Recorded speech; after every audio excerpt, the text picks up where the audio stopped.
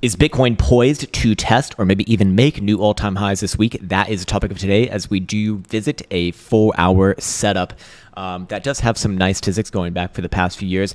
And we'll also look at some higher term time frame action as well, following up on the weekly HPDR ranges.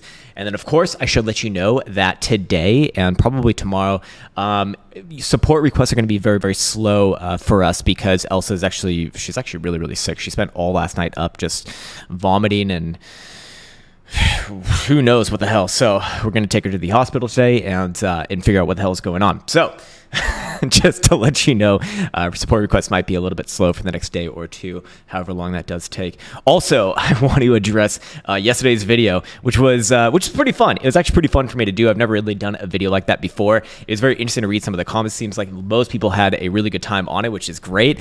Some people were like, "What the hell, Krown? Oh, you're gonna show some scams now?" It's like, sir, the title of the video is literally my favorite crypto scams. Oh my God. It's like, what do you say to that? I don't know, man. Some people are just people, I guess.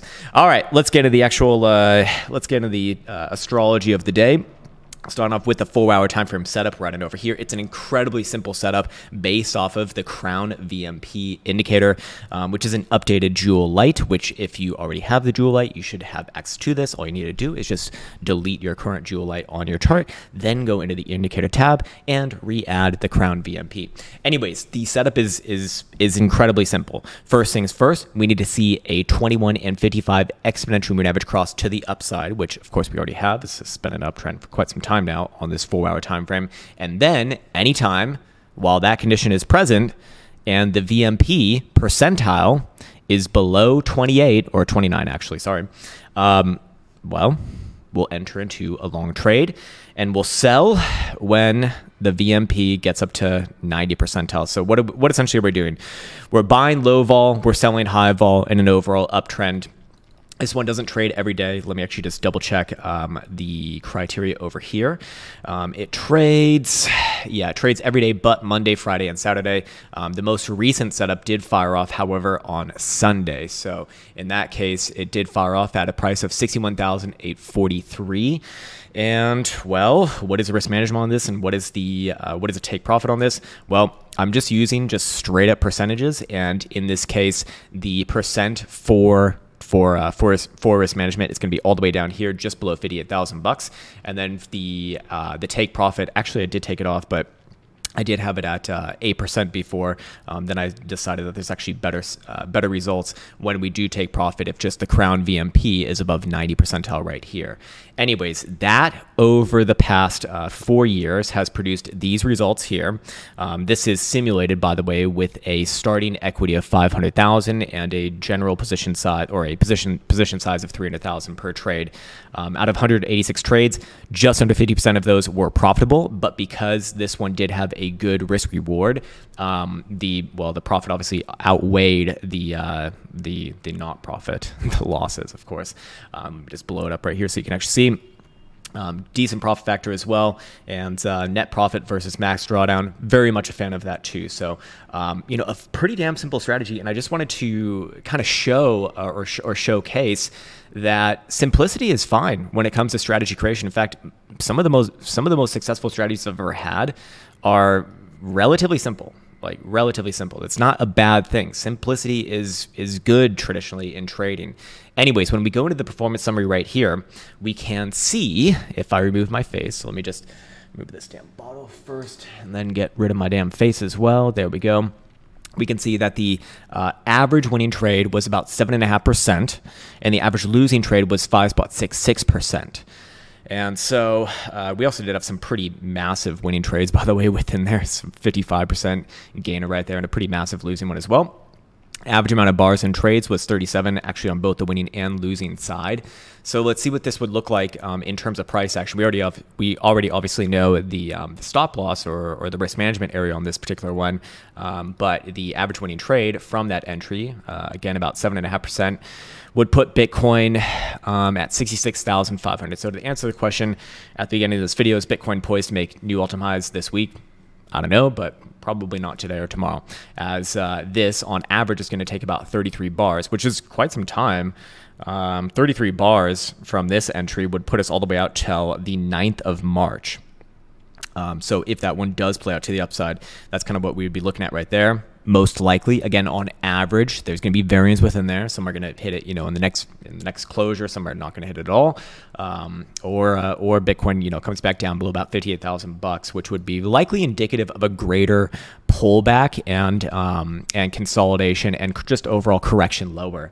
The last iteration of the signal that we did see fired off right here in February 21st, and that one did produce to the win, just under 11% gainer. The time before that was back on over here in literally the first day of February, so it really doesn't trade all that often. And that one did produce about a 6.25% move. Again, you can already see some variance. You see another big one right here, actually, or what looks to be a big one in early January. So only one trade for all of January. That one was about an 8% gainer, so on and so forth. Our most recent loss was way back here in December. But again, over time, we do expect these results to be more or less consistent. Percent profitable again at 57%. It's just a little bit better than a coin flip. So it's an important as far as long-term risk management goes, that things are relatively tight, as that's what keeps this one profitable and in that nice smooth upside curve. I will show you one more piece of information here as well pertaining to this strategy. And by the way, if you have the skeleton key or if you're in the Krown Quant automation, here are the settings, by the way. Enter an uptrend for the Krown cross. Krown VMP, Jewel P, less than 28 and above 90 for entry and exit, respectively. And then none of our risks over here. We're just using a max stop loss of 6.5%. And then trading on the days that I said earlier. We'll plot the performance table as well and see what this one does produce by month. And we'll wait for it to load. There we go. And we can see that March, traditionally for this strategy, has been a wash, actually, out of 1, 2, 3, 4, 5, 6, 7, 8. Sorry, we actually have all the way back to 2015 tested on this one. All right, so we have 9 years of backtesting history. Not bad. Not bad on this one. But my point is that it looks like 4 Marches have posted positive returns and 4 Marches have posted negative returns. On the negative side, one of them was very small. It was just a loss of spot 21%.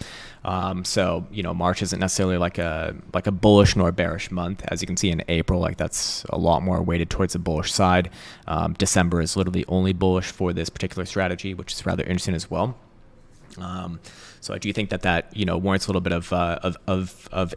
of interest.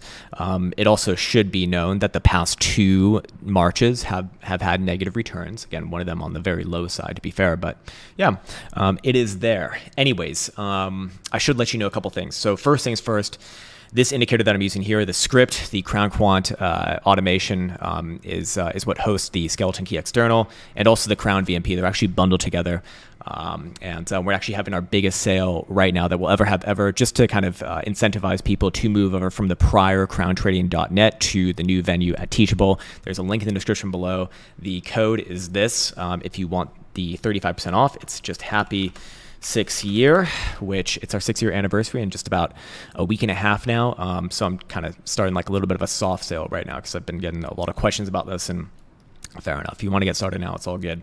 And then we'll unveil like the real sale when the time does come, on like the real date. As it's been almost 6 years, which is fucking insane. It's like still fucking insane. Anyways, yes. So we've got that. Yeah. And again, I just want to reiterate that actually the sale does apply to all of the monthly subscription payments, and it's the biggest one that we'll ever for this one. After this, the sale price will probably be either 20% or it will just be a first free month, something like that, just for full transparency. All right, sweet. So we've gone through that. Let's now go into the HPDR ranges. So here we have the weekly And this one's rather interesting to me because I do suspect that Bitcoin's probably going to continue to play within the weekly range for the weekly HPDR bands. Bottom side of the range at 78.6 level would be 60 spot 8, or sorry, not 60 spot 8, but 60,800. And top side of the 88.3 would be 67,200. So even if Bitcoin does play to the top side of the current range, that's actually still not new all-time highs. You know, it's getting there, of course, but, you know, what's most likely to happen for this week is play between these ranges. Now, if Bitcoin were to really close below the 78.6 level here, again at 60,800, that would be indicative of, you know, a greater correction to come throughout March. And I have been saying that basically, if we are going to see another correction before the halving, March, I mean, obviously March would have to be it because it's like, that's the only fucking month that we have. Right? It's like, wait, is that how time works? I guess. But yeah, you know, this would be kind of like the last, you know, in my opinion, like the last like major correction before the halving. Do I think Bitcoin's more likely, more poised to kind of try upside from here before a bigger correction? Yes, but we're in a very particular part of this market cycle right now where you're seeing, or at least I see, a lot of people across the internet, Discord, Twitter, Reddit, like trying to call tops, YouTube, always trying to call tops, when realistically it's the winner's curse portion of this market, where, you know, things kind of just go in one direction, generally speaking, and being on that direction, on that side of the direction is, you know, is the right move, really. At least that's what I kind of think we're at. I think the Bazzino brothers also think the same thing. They're the ones who brought my attention to that phrase, and I just think it's like the perfect phrase to really accurately summarize what we're experiencing right now. You know, it doesn't take a fucking genius to make money in this market at this moment, or nor it has for, I mean, really like the past year, except for all the people who've just been fighting fucking upside movements. But fair enough. You know, my point is that this portion of the market cycle is really designed to lull people into a false sense of security. Things can go up and continue to go up for a lot longer as well, but it won't go up for forever. So, you know, just be aware of that going on in the background. These are, you know, and I'm also speaking to myself because I've had these thoughts in the past as well. But basically what I'm trying to say is that there's no real threat of a, you know, of a real correction, like a deep correction, as long as Bitcoin's above 60,800 on a weekly closing base. Below there, okay, sure, yeah, we can see a move play out. It's probably somewhere down to like low $50,000 territory. But with Bitcoin closing the last weekly like this, you know, maybe we get a week of consolidation here, maybe even 2 weeks of consolidation, but upside will become more and more likely again. Going down to the daily, do we have anything of interest right here? Daily's pretty fucking hot, and so hot right now. You know, the daily is like literally trading above the 88.3 level and has been for the past few closures, or the past couple closures. I mean, it's very difficult to keep things up in this region. So, you know, short term, do we see a move down to like, you know, 61,000 bucks? Perhaps yes. Again, that doesn't even get Bitcoin outside of the weekly range. So, you know, understand where those major pivots are. Like we could easily see something like this, boom, boom, boom. Because that 4-hour setup over here, if it is going to play out to the upside, we really wouldn't expect it until like next week, next week-ish. So, you know, you could see something like this play on the interim. Does that benefit altcoins? Probably yes. Bitcoin going generally sideways is going to benefit altcoins as long as it doesn't have any sort of like major shitting the bed action. Daily time frame, we do see the 78.6 level, yeah, 61,000 bucks even. So probably you could look at this at the daily and the weekly levels very similarly, in the sense that you know, if Bitcoin does start to close below them, start enough with the daily, you know, that could be an early warning of that greater correction to come. Right now, the median on the daily HPDR bands is all the way at 53,000 bucks, and we are starting to see volatility cool off a little bit here, or some signs of it. So that would be at least sideways price action. And then if you do start to see below 61,000 bucks, okay, you know, be aware that deeper correction can very easily take you down to like lowish $50,000 territory. But the longer the Bitcoin goes sideways here, the more and more bullish it will inherently be. But that would take like another, I don't know, five days to a week, I think, to kind of realistically play out. Also of note here, we do see that daily stochastic momentum has been in the critical zone for a very long time. Again, you expect that sort of behavior when, when things are trending heftily. Stochastic volatility also is like literally the highest that we've seen. I mean, it's the highest that we've seen in years. Yeah, going back to June of 2022. That was on a downside movement, however. But again, difficult to kind of keep things up for this long, and daily stochastic momentum will turn down with today's closure below 64,100 on CME. So, what's most likely to happen here? Range, sideways. I wouldn't call a breakdown, and I wouldn't call a breakout as long as Bitcoin is playing between the weekly ranges here. But the second that you start to see Bitcoin crack above or below this range, okay, be aware that things are going to get, especially to the downside, a little bit more nasty. If it does happen to the upside, I mean, I guess you're looking at a retest of all-time highs at that point. Actually, probably low 70s, like 70 to 71,000 bucks. But yeah, I think that's going to do it for today's video. Went on a little bit longer than I thought, but fun times. Bitcoin closing weekly is above 60,000 bucks. Fucking insane, fucking crazy. But yeah, enjoy it, and we'll come back at it tomorrow, see what new things that we do have, and maybe even a live stream tomorrow. In fact, I think tomorrow's a good live stream day. You know what? I think tomorrow's the live stream day. Although I need to check on a few things, because I do know that I need to get to an appointment, but we'll figure it out later. All right. That's it for me. As always, want to wish you the best. Take care, much love, and see you hopefully tomorrow for potentially a live stream.